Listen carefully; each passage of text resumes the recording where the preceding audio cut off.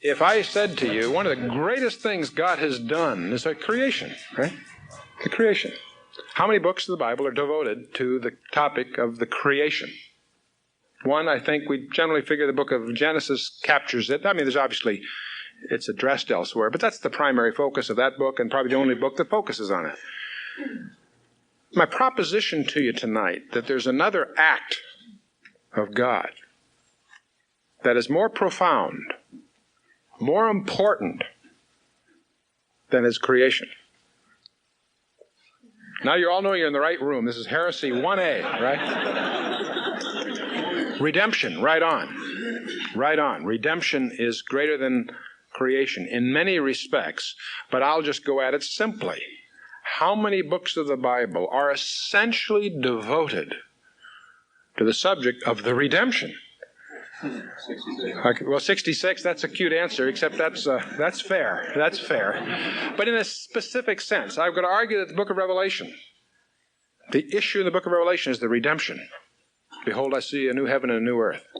All that Christ paid for and took title to, he then takes possession of, and that's what the book's all about. Redemption. Good. A predecessor book anticipating it, the book of Joshua.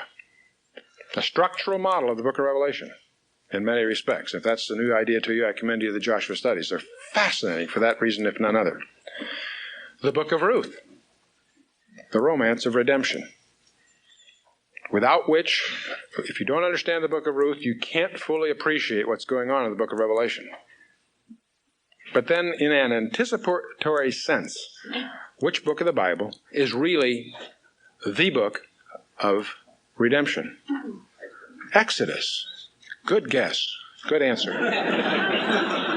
So we, by this logic, came to take the book of Exodus as a book of prophecy. Now, if I was just going to go through the books and say, gee, I'm sort of in the mood to do a prophetic study, and I was interested in doing something Old Testament, I would be hard-pressed to find a book that is more full of prophecies.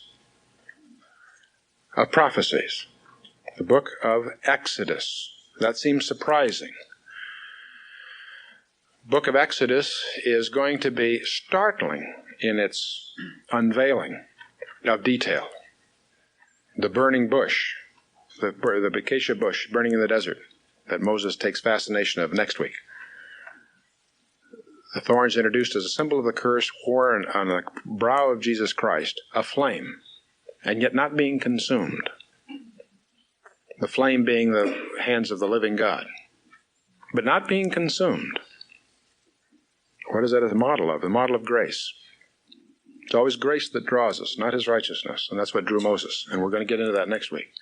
But we move on through the thing, and of course we have the plagues of Egypt. Fascinating study of the plagues of Egypt.